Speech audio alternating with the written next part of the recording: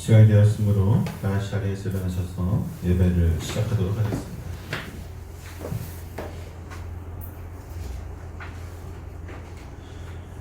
하나님은 영이시니 예배하는 자는 영과 진리로 예배할지니라.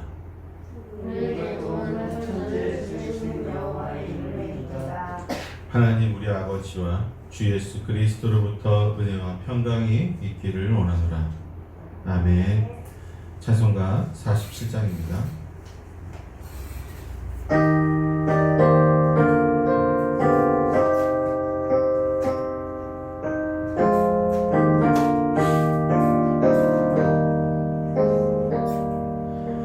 하늘이 푸르고 드높이 맑은 날 찬란한 아침이 열리며 밝았네. 주 앞에 나가 그 이름 부르며 지은 죄 많아도 용서해 주시니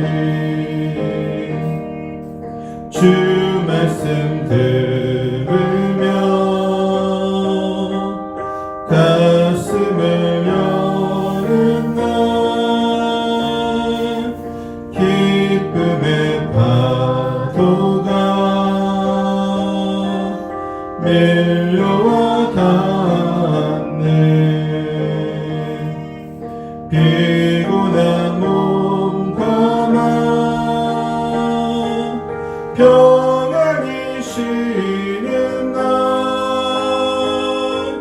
성전에 나와서 주 찬양하리라. 걱정과 근심이 없어진 좋은 날 새로운 희망이 솟구쳐 오르네. 생명의 양식을 땅에서 맛보며 하늘의 은총을 넘치게 주시니. 아멘. 십계명과 율법의 요약을 같이 교독하겠습니다.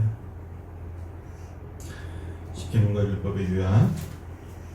나는 너를 애굽 땅 종되었던 집에서 인도하여 낸 내 하나님 여호와니라. 너는 나 외에는 다른 신들을 내게 두지 말라. 너를 위하여 새기는 성을 만들지 말고 또 위로하는 있는 것이나 아래로 땅에 있는 것이나 땅 아래 물속에 있는 것에 어떤 형상도 만들지 말며 그것들에게 절하지 말며 그것들을 섬기지 말라. 나 내 하나님 여호와는 질투하는 하나님인즉 나를 미워하는 자의 죄를 갚되 아버지로부터 아들에게로 3, 4대까지 이르게 하거니와 나를 사랑하고 내 계명을 지키는 자에게는 천대까지 은혜를 베푸느니라. 너는 내 하나님 여호와의 이름을 망령되게 부르지 말라. 여호와는 그의 이름을 망령되게 부르는 자를 죄 없다 하지 아니하리라. 안식일을 기억하여 거룩하게 지키라. 엿새 동안은 힘써 내 모든 일을 행할 것이나 일곱째 날은 내 하나님 여호와의 안식일인즉 너나 내 아들이나 내 아들이나 내 남종이나 내 여종이나 내 자식이나 내 은날에 먹는 길이라도 아무도 하지 말라. 이는 엿새 동안에 나 여호와가 하늘과 땅과 바다와 그 가운데 모든 것을 만들고 일곱째 날에 쉬었음이라. 그러므로 나 여호와가 안식일을 복되게 하여 그날을 거룩하게 하였느니라. 내 구원을 공경하라. 왜냐하면 내 하나님 여호와가 내 주전에서 내 생명이 이루라. 살인하지 말라. 살인하지 말라. 도둑질하지 말라. 내 이웃에 거짓말하지 말라. 내 이웃의 집을 탐내지 말라. 내 이웃의 아내나 그의 남종이나 그의 여종이나 그의 소나 그의 낙이나 무릇 내 이웃의 소유를 탐내지 말라. 예수께서 이르시되 내 마음을 다하고 목숨을 다하고 뜻을 다하여 주 너의 하나님을 사랑하라 하셨으니 이것이 크고 첫째 되는 계명이요 둘째도 그와 같으니 내 이웃을 내 자신같이 사랑하라 하셨으니 이 두 계명이 온 율법과 선지자의 강령이니라. 아멘. 이 시간 한 주간 우리의 죄를 주님께 고백하며 죄사함 받고 예배의 자리 문제에 나올 수 있도록 하겠습니다. 같이 기도합니다.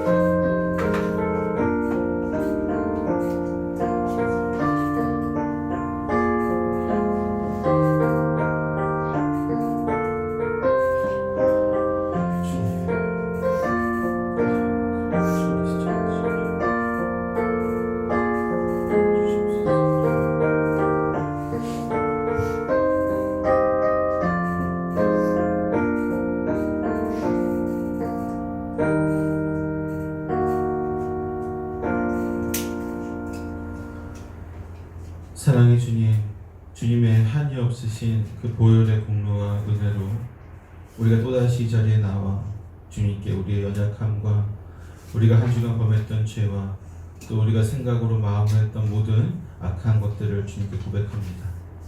하나님, 우리가 악에 물들지 않도록 붙잡아 주시고 하나님의 거룩하신 부르심 앞에 온전히 나아갈 수 있는 주의 자녀요 주님의 제자들이 될 수 있도록 인도하여 주시옵소서.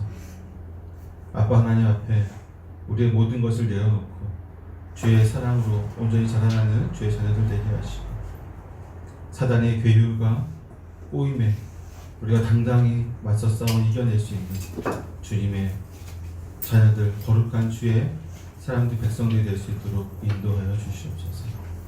한 주간 우리가 주의 뜻대로 살았음을 다시 한번 고백합니다. 그러나 그 중간중간 때때로 그렇게 못했던 작은 연약함들을 또한 고백하오 주님께서 들으시고 다 용서하여 주시며 우리가 다시 한번 이 예배자의 자리에서 오직 주님만을 섬기며 주님의 영광을 위해 살아갈 수 있는 자로 다시 거듭날 수 있도록 인도하여 주시옵소서. 예수님의 이름으로 기도드립니다. 아멘. 사도신경으로 우리의 신앙을 고백합니다. 전능하사 천지를 만드신 하나님 아버지를 내가 믿사오며 그 외아들 우리 주 예수 그리스도를 믿사오니 이는 성령으로 잉태하사 동정녀 마리아에게 나시고 본디오 빌라도에게 고난을 받으사 십자가에 못 박혀 죽으시고 장사된 지 사흘 만에 죽은 자 가운데서 다시 살아나시며 하늘에 오르사 전능하신 하나님 우편에 앉아 계시다가 저희로서 산자와 죽은 자를 심판하러 오시리라.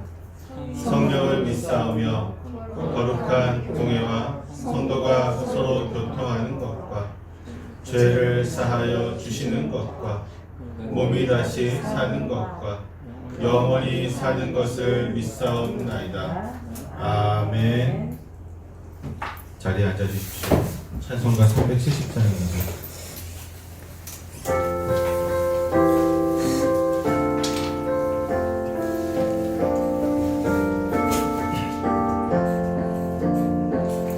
주 안에 있는 나에게 단 근심이 있으랴 십자가 밑에 나아가 내 짐을 풀어내 주님을 찬송하면서 할렐루야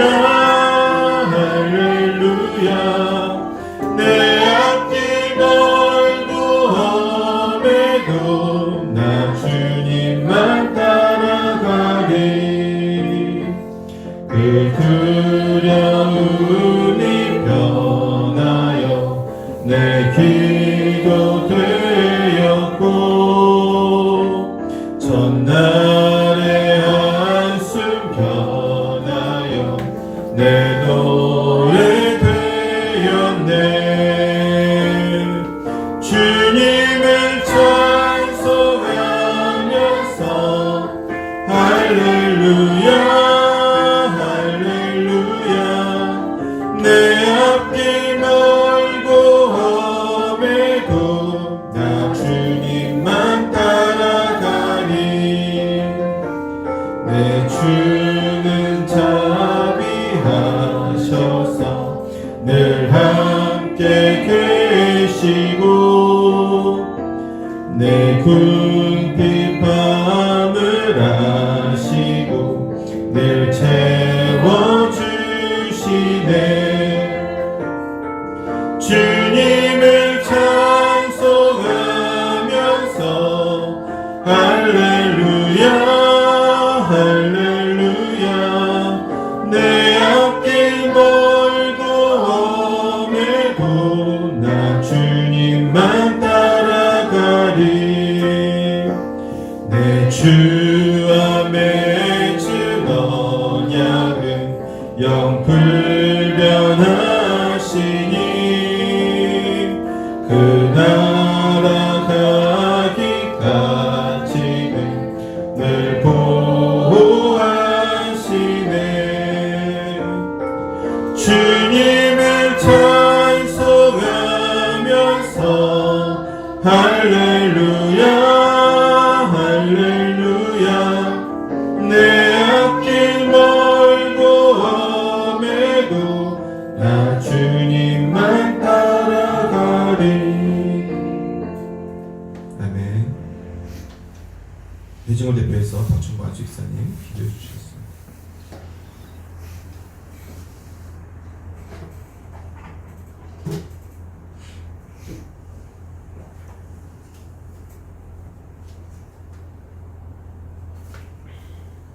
기도 올리겠습니다. 영광 받으시기에 합당하신 주님, 저희들을 보호하시고 성령 안에서 인도하여 주심을 감사드립니다. 하나님의 은혜 속에 살아온 저희들이 이 시간 하나님의 간절히 사모하는 심령으로 예배하오니 찬송과 영광을 받아 주시옵소서. 주님, 저희들은 불쌍히 계시고 용서해 주시옵소서. 이 세상의 삶에 의하여 살면서 하나님의 자녀답지 못한 생각과 말과 행실을 서슴없이 행했으며 주님의 말씀을 따라 살기보다는 세상 것들에 더 관심을 가지고 그것들을 하나라도 더 채우려고 노력했음을 고백합니다. 바라옵기는 이 시간 저희들의 어두워진 눈을 밝혀주시사 신령한 것을 보게 하시고 마비된 양심을 고쳐주시사 깨끗하고 정결하게 하시며 진실치 못한 마음을 바로잡아 주시옵소서. 하나님 앞에서 항상 정직하게 살게 하여 주시옵소서. 저희가 제 유혹 앞에서 타협하거나 지지 말고 죄와 싸우게 하시고 말씀의 능력 안에서 승리하게 하여 주시옵소서. 그리하여 시냇가에 심은 나무가 사철을 따라 가시를 맺으며 그 잎사가 마르지 아니한 같이 주님을 의지하는 저희들의 삶이 주님께서 채워주시고 은혜로 만족함을 얻는 복된 삶이 되게 하여 인도하옵소서. 주님, 우리나라를 공략해 주시옵소서. 세대를 막론하고 이 시대의 사람들이 소망을 잊어버린 채 살아가고 있습니다. 소망을 문을 열어 주시옵소서. 모든 백성들에게 하나님을 기억하지 않는 방만한 삶의 추모가 얼마나 위험한 것인지 깨닫게 하시고 주님을 만날 수 있는 은혜를 주소서. 사심이 시냇물을 찾기에 갈망같이 주님을 찾기에 갈구한 영혼들이 되게 하여 주시옵소서. 주님이 친히 세우신 우리 세영교회가 힘들고 어려울 때일수록 고난 가운데서 주님의 뜻을 담아내기에 힘쓰는 교회가 되게 하시고 이 시대에 교회를 향한 주님의 요청이 무엇인지 분별할 수 있게 교회 되게 하시고 이 지역의 평강과 잊을 수 없는 수많은 영혼들을 본의 길로 인도할 수 있는 노아의 방주가 되게 하여 소서. 오늘도 주님의 복된 말씀을 듣고 다니시는 목사님을 기억하시고 선포하시는 말씀을 건세 있게 하셔서 저희 모두에게 은혜가 넘치게 하옵시고 하나님의 신령한 비밀을 깨달아 앞으로 우리 모두가 변화받게 하옵소서. 오늘도 저희가 드리는 이 예배가 온 마음과 뜻과 힘을 다하여 드리는 예배가 되게 하여 주시옵고 우리 모두에게 성령으로 기름 부어 주셔서 참된 예배자로 하나님 앞에 바로 서게 하여 주시옵소서. 예배의 시종을 성령 하나님께 의탁하옵고 거룩하신 예수 그리스도의 이름으로 기도 올렸나이다. 아멘.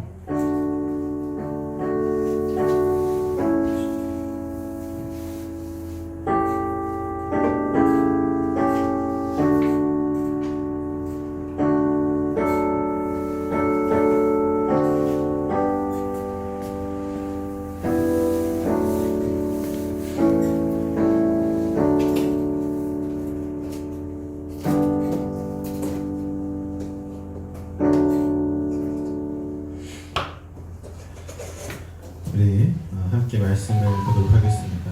오늘 함께 보실 말씀 성경 낭독은 출애굽기 32장 7절에서 14절, 신약성경 고린도전서 2장 6절에서 16절까지입니다. 출애굽기 32장 7절에서 14절 같이 교독하겠습니다. 여호와께서 모세에게 이르시되 너는 내려가라. 내가 애굽 땅에서 인도하여낸 내 백성이 부패하였도다.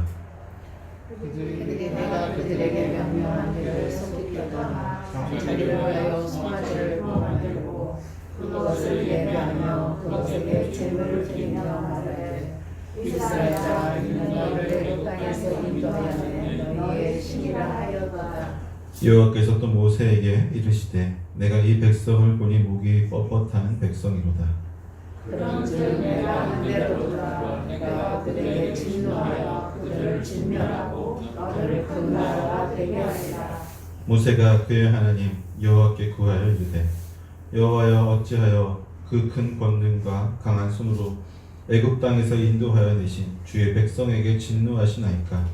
어찌하여 애굽 사람들이 여호와가 자기의 백성을 산에서 죽이고 지면에서 진멸하는 악함의 권능으로 인도하였다고 말하게 하시려 하나이까?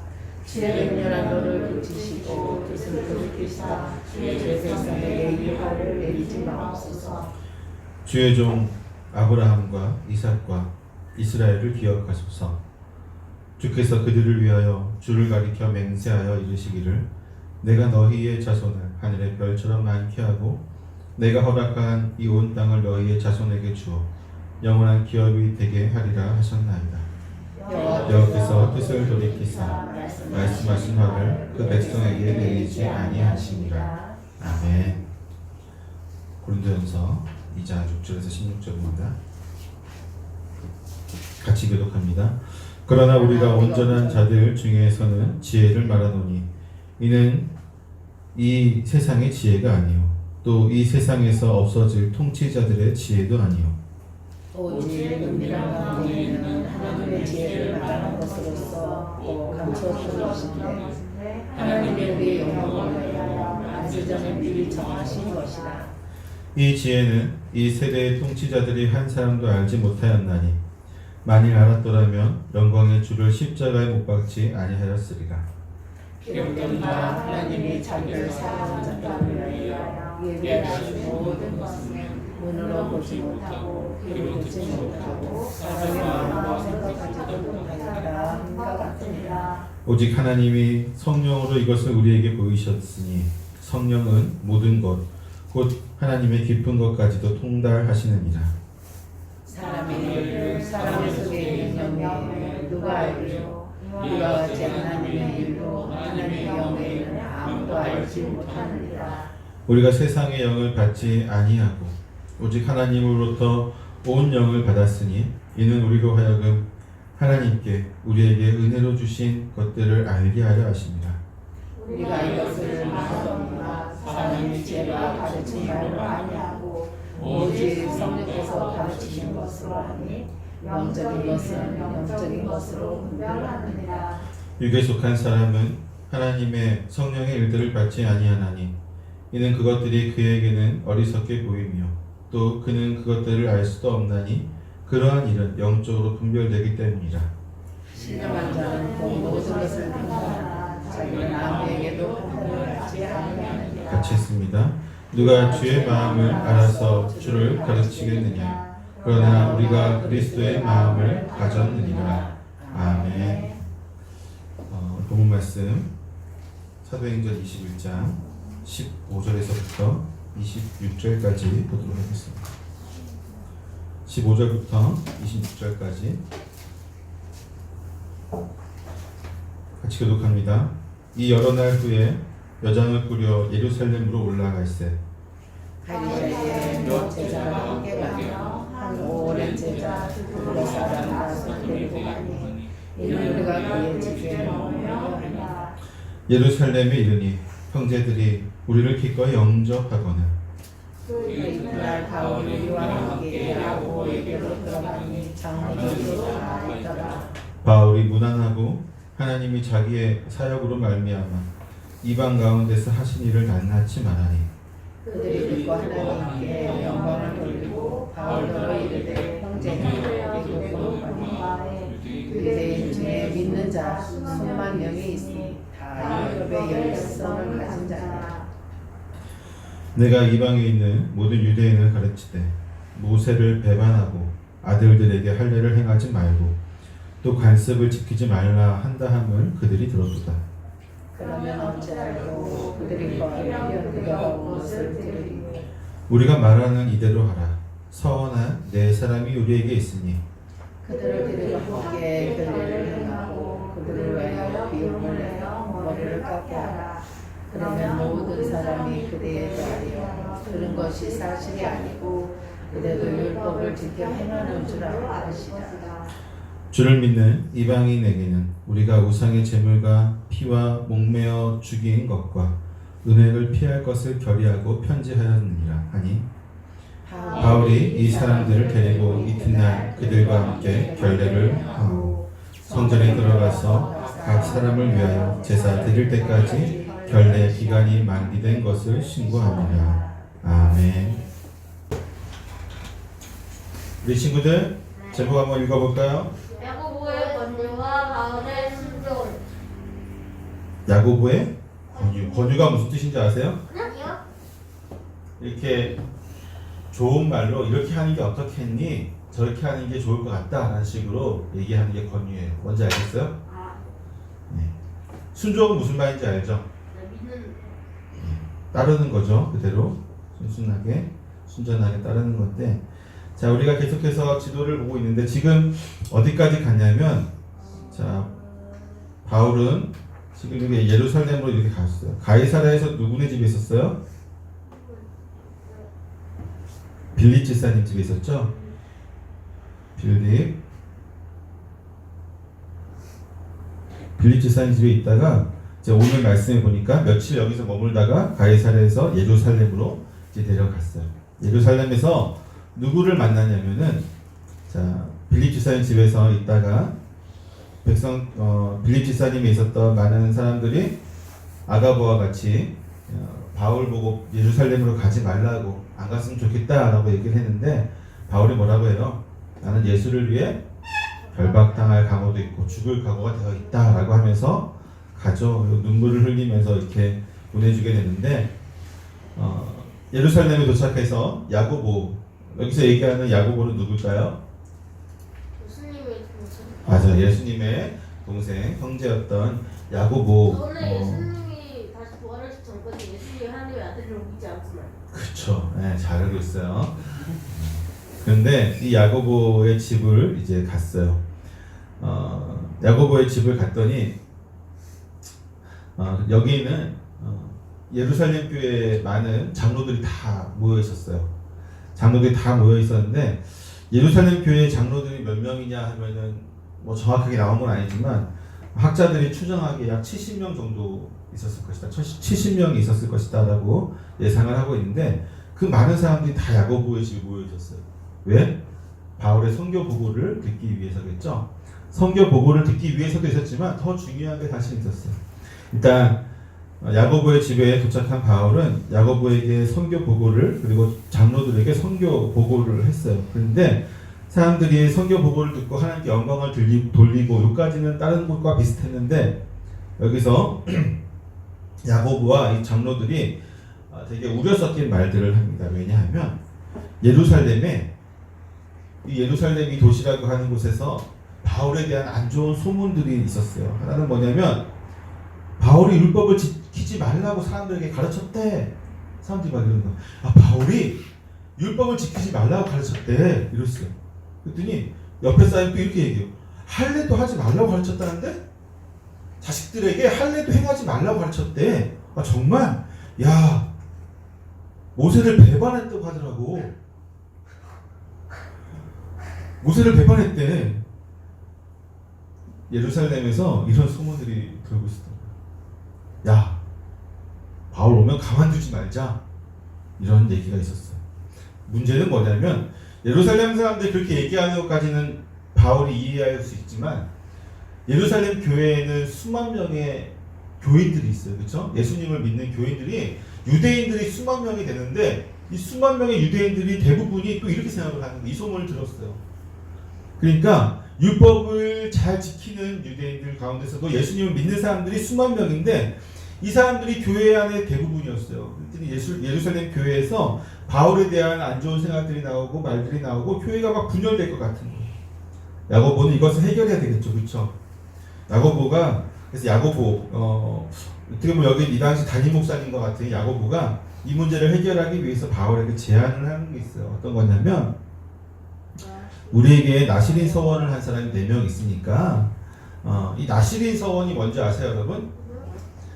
유대교에서 나시린 서원은 내가 하나님께 드려졌다라고 해서 한 달 정도 기간을 정해놓고 서원을 하는 거예요. 그 기간 동안은 포도주를 마시지 않고 머리도 깎지 않아요. 그리고 불결한 것들을 만지지 않고 불결한 장소도 가지 않아요. 나를 한 달 동안 아주 깨끗하게 하나님이 받으시기에 합당한 아주 거룩한 몸으로 만드는 거예요. 그래서 야고보가 우리에게 지금 나시는 서원한 사람이 4명 있어요. 당신이 이 나시는 서원을 한 사람들과 같이 예루살렘 성전으로 가서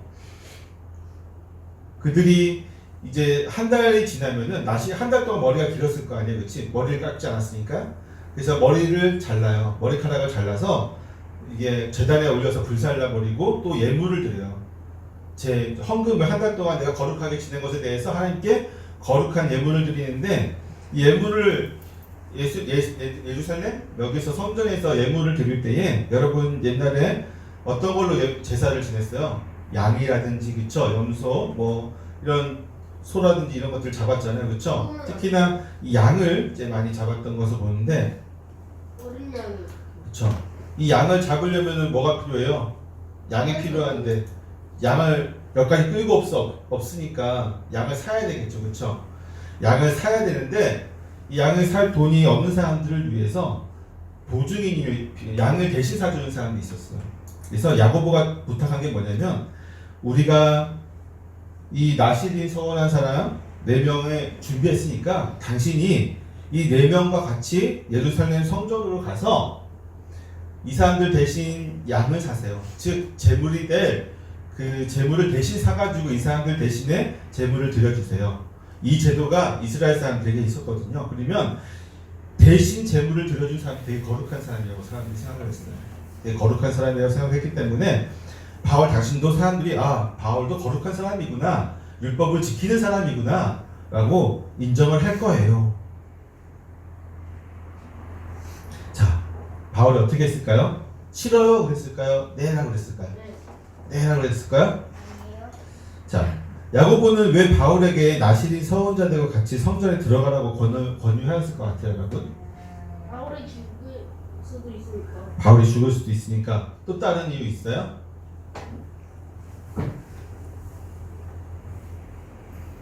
지원님 생각이 잘 안 나요? 뭐라고요? 들어가자마자 바로 긁어뜨고 예수님을 전파하지 못할 거. 그럴 수도 있겠죠. 그런데 잘 보세요. 야고보는 예루살렘 교회의 목사님이에요. 담임 목사예요. 그렇죠? 가장 큰 기둥 같은 사람이었어요. 야고보는 바울의 문제 때문에 교회가 사람들이 시끄러워지는 것을 원치 않았던 거예요.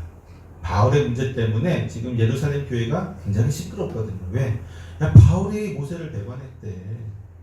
바울이 율법을 지키지 말라고 그랬대. 야, 바울이 할례도 하지 말라고 그랬대.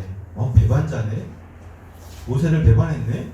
막 이런 소리가 예루살렘 교회에서 자꾸 시끄럽게 나오니까 아직 이 사람들이 연약한 성도들이라서 율법을 지키도 되지, 율법이 구원의 중요한 역할을 하는 것이 아니다라는 것을 알고 있지만 이미 그리스도인이 되어서 우리는 믿음으로 구원받는 것에 대해서 알고 있지만 몇십 년 동안 율법을 지키면서 살아왔던 사람들이기 때문에 여전히 이게 남아있어요. 이게 없어지려면 아직도 한참을 있어야 되는데 그 기간 동안 야고보가 계속 가르치고 권면하겠지만 여전히 바울 때문에 교회가 시끄럽게 되고 분열되기 전에 이것을 좀 봉합할 필요가 있었기 때문입니다. 그래서 야고보는 교회가 바르게 서가기 위해서 안전하게 서가고 좀 요동하지 않고 분열되지 않게 하기 위해서 바울에게 이런 부탁을 했던 거예요. 바울은 어떤 마음으로 야고보의 권유를 듣고 순종했을까요? 바울은 어떤 마음으로 네 알겠습니다라고 했을까요? 순수한 마음으로? 어떤 마음이요? 응? 순수한 양처럼? 양이 그렇게 순수하진 않아요. 네, 아래 저거 얘기했어요. 그래요? 근데 여기서 자. 비유를 그렇게 하는 거예요. 근데 여러분 어렵게 생각할 필요 없어요. 바울도 똑같아요. 교회를 위해서 했어요. 바울은 이미 예루살렘으로 옮겨가기 전에 내가 예루살렘에서 결박당할 거 알고 있었어요? 몰랐어요? 이러고 있었어요. 그렇죠? 알고 있었고 심지어는 내가 생명까지 내어놓겠다라는 결단을 하고 올라갔잖아요. 그렇죠? 그런데도 불구하고 그리고 바울은 이곳에서 어떤 일이 벌어질지 다 알고 있었지만 그럼에도 야고보의 말에 순종한 것은 교회가 안정되게 예루살렘 교회가 평안하게 하기 위해서 예루살렘에 있는 교인들이 자기 때문에 시험 들게 하지 않게 하기 위해서 바울은 그냥 순전하게 순종을 했던 거예요. 바울이 만약에 비진리와 진리 가운데 싸웠다면 이렇게 순종하지 않았을 거예요. 사람들에게 율법에 대해서 율법이 구원에 있어서 하나님의 예수님께서 보내신 구원자 예수님을 믿는 것과 비교되지 않는다. 율법은 여러분을 구원할 수 없다라고 분명히 가르쳤을 거예요. 그런데 그게 아니라 예루살렘 교회의 교인들이 지금 시험될까봐 혹시라도 자기 때문에 그들이 무거운 짐을 지고 믿음 생활을 떠날까봐 그 마음으로 바울은 순전한 마음으로 이렇게 순종했던 거예요. 여러분, 우리 친구들, 야고보와 바울은 무엇 때문에 이렇게 했어요? 교회를 위해서, 그리고 성도들을 위해서. 우리 친구들은 교회를 위해서 무엇을 할 수 있을까요? 내가 교회를 위해서 무엇을 할 수 있을 것 같아요? 지난주에 목사님 숙제 냈는데 기억나요? 주를 위해서 내가 무엇을 할 수 있을까? 두 가지씩 생각해오기. 했어요? 안 했어요? 했어요?